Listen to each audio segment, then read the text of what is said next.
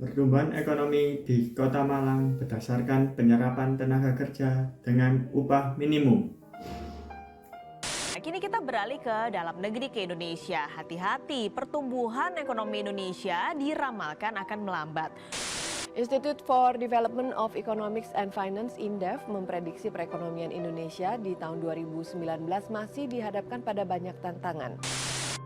Ya, di tengah pelemahan ekonomi global, rilis pertumbuhan ekonomi Indonesia pada triwulan 3 2019 yang mencapai 5,02% ini menimbulkan banyak spekulasi dari berbagai kalangan.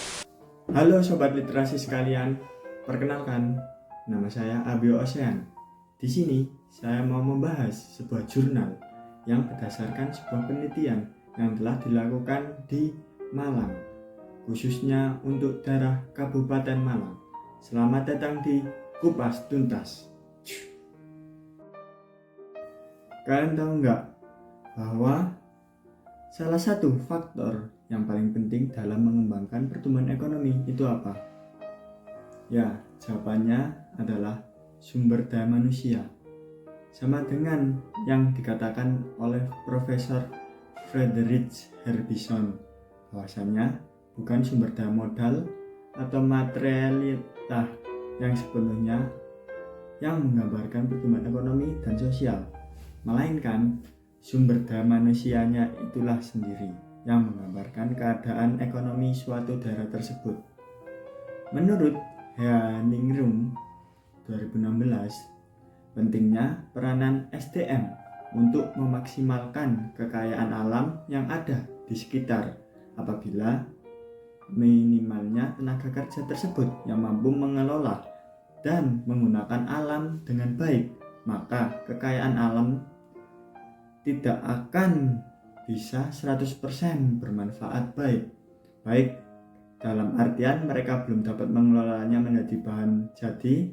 Itulah salah satu problem di Indonesia saat ini, minimnya SDM yang memiliki skill yang tinggi yang dapat mengelolanya. Seperti pada kajian yang telah dilakukan terlebih dahulu, ada contoh real life bahwasanya nelayan tradisional pada umumnya hidup di bawah garis kemiskinan.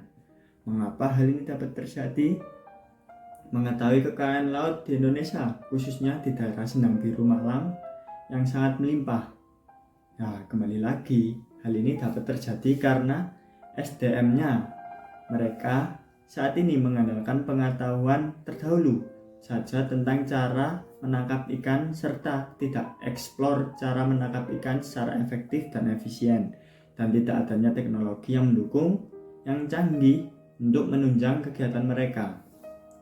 2012-2017 silam, Kota Malang masih tergolong pada bagian miskin karena berdasarkan grafik yang diperoleh dari BPS Kabupaten Malang, angka kemiskinan berada pada angka 11 dan 12%.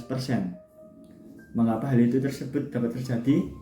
Ya karena ada yang salah dengan pertumbuhan ekonominya. Hal ini jelas sangat-sangat berdampak pada masyarakat. Belum lagi daya beli masyarakat yang semakin menurun karena lapangan pekerjaan yang semakin minim. Apakah pemerintah campur tangan dengan adanya masalah ini? Ya jelas dong. Masa pemerintah diam saja? Ya tentu tidak dong. Pemerintah menetapkan upah minimum yang harus dibayarkan pengusaha kepada buruh sehingga dapat tercipta pemerataan distribusi pendapatan.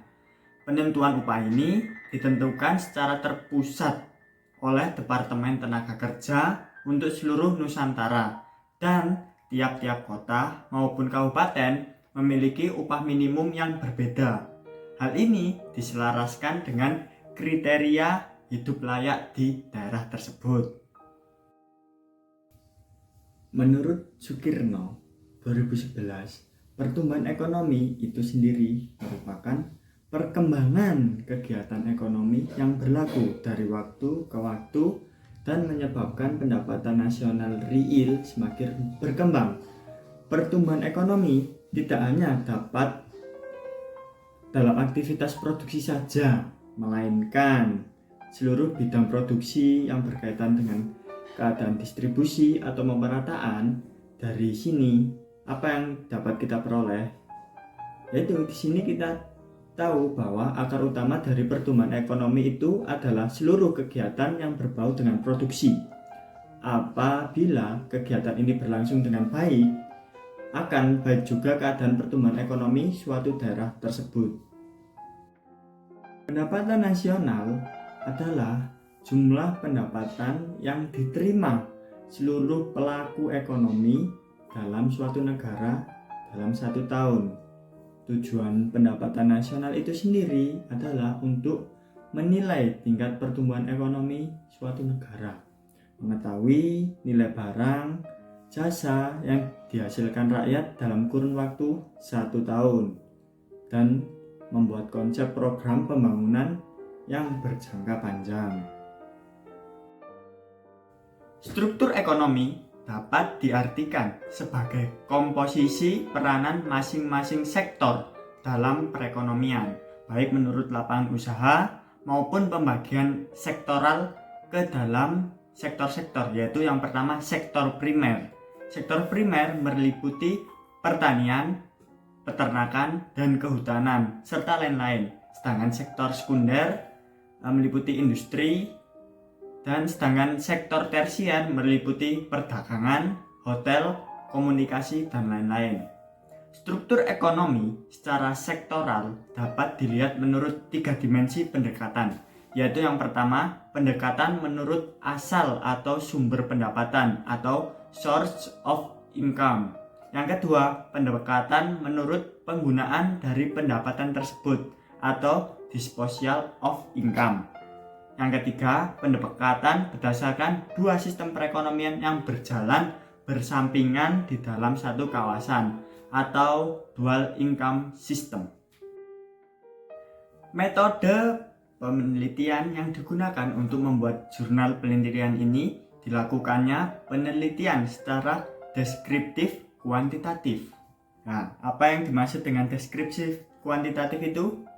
Deskriptif kuantitatif itu sendiri merupakan salah satu metode yang digunakan dalam membuat penelitian dengan tujuan membuat gambaran atau mendeskriptifkan tentang suatu keadaan secara objektif yang menggunakan angka, mulai dari pengumpulan data, penafsiran terhadap data tersebut, serta menampilkan hasil akhirnya.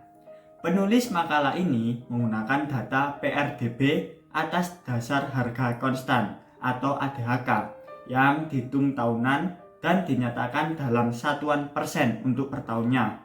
Upah minimum Kabupaten Malang dan penduduk usia 15 tahun ke atas yang bekerja menurut lapangan usaha Kabupaten Malang. Data yang digunakan berupa data sekunder yang diambil dari BPS Kabupaten Malang berupa data time series mulai tahun 2002 sampai dengan tahun 2016. Pengaruh pertumbuhan ekonomi terhadap penyerapan lapangan kerja. Dari hasil penelitian yang telah dilakukan sebelumnya memperoleh hasil bahwa variabel pertumbuhan ekonomi berpengaruh positif dan signifikan terhadap penyerapan tenaga kerja, yang dapat kita katakan bahwa pertumbuhan ekonomi meningkat. Maka penyerapan tenaga kerja juga akan meningkat pula, yang setelah di cross check dengan penelitian-penelitian sebelumnya juga mengatakan hal yang sama.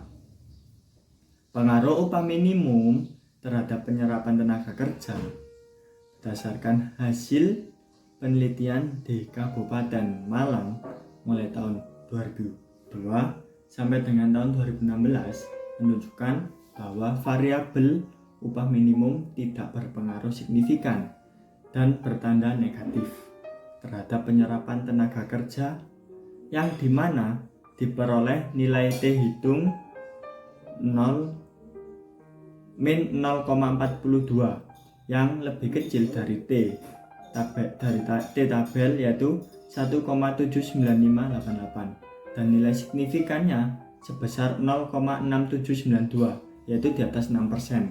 Berdasarkan hasil penelitian tersebut dapat diambil informasi bahwa semakin tinggi upah minimum yang menyebabkan berkurangnya atau rendahnya tingkat penyerapan tenaga kerja di Kabupaten Malang.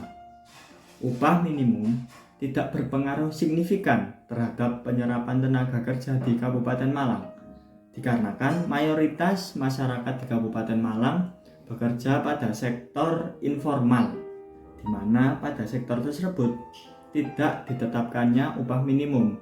Akan tetapi, upah yang diberikan atau gaji yang dibayarkan itu tergantung dari kontribusi dan hasil yang diperoleh untuk setiap hari maupun untuk setiap bulannya.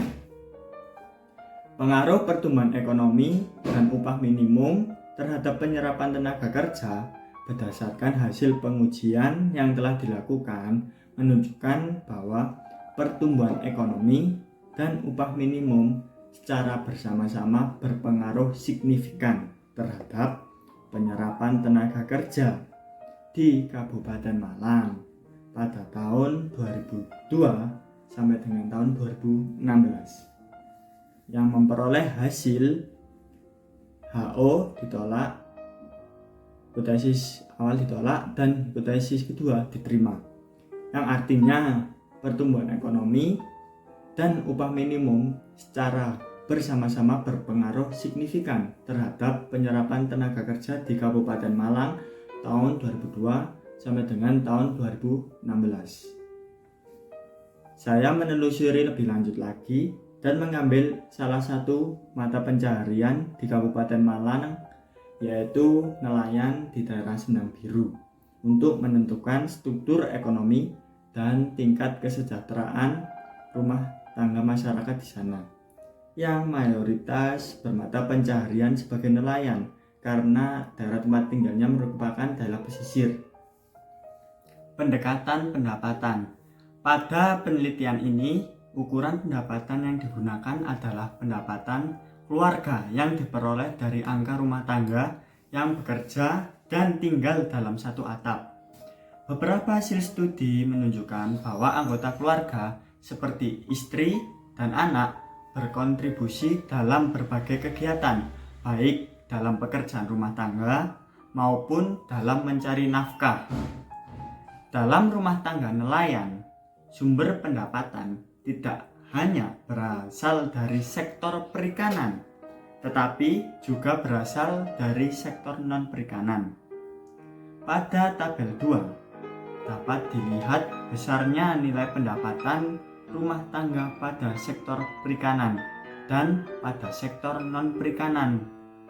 Rumah tangga nelayan di Kabupaten Malang secara keseluruhan bersumber pendapatan rumah tangga paling besar berasal dari sektor perikanan yang mencapai 91%. Sedangkan untuk pendapatan dari sektor non-perikanan yaitu sebesar 9%. Selama 1 tahun total pendapatan senilai 121 juta per tahun atau pendapatan rata-rata per bulan yaitu sebesar 10 juta per bulan.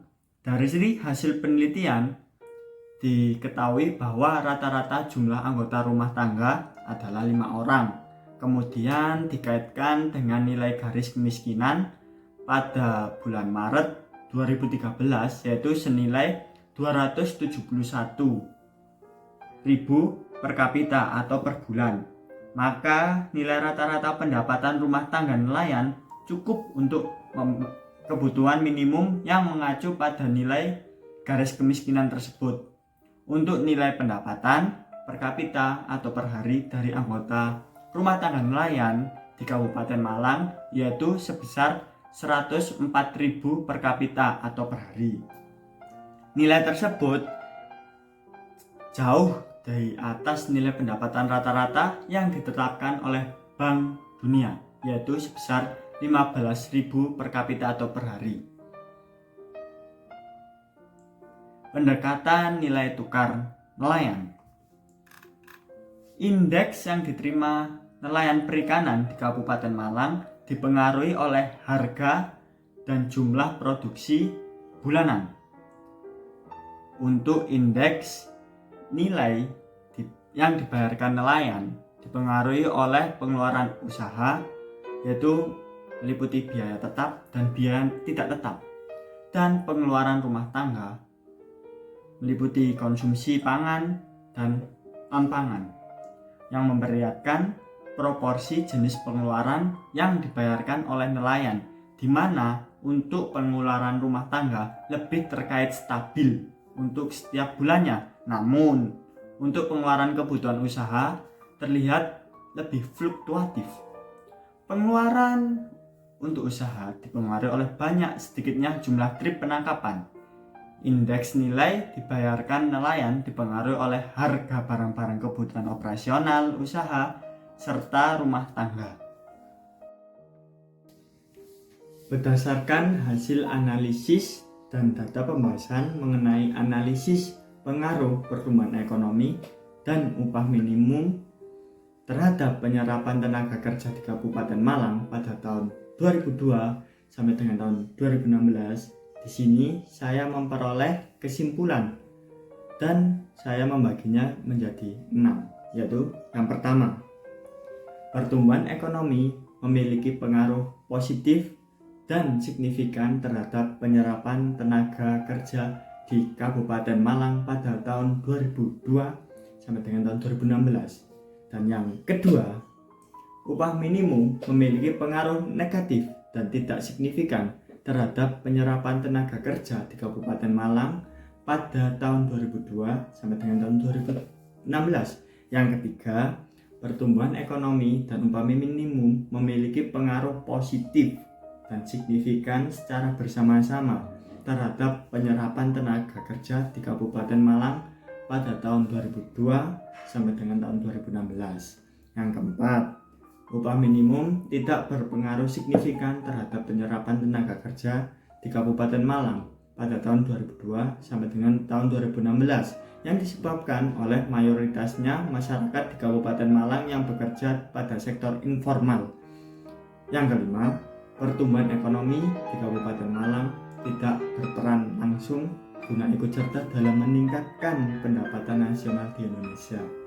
Dikarenakan pertumbuhan ekonomi di sana relatif kecil dan mayoritas masyarakatnya hidup di bawah garis kemiskinan.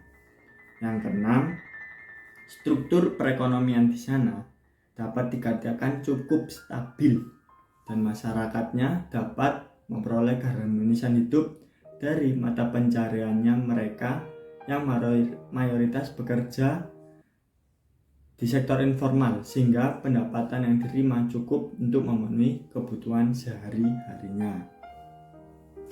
Ya oke, sekian dari saya. Semoga konten ini dapat bermanfaat. Sampai jumpa di konten-konten saya selanjutnya. See ya.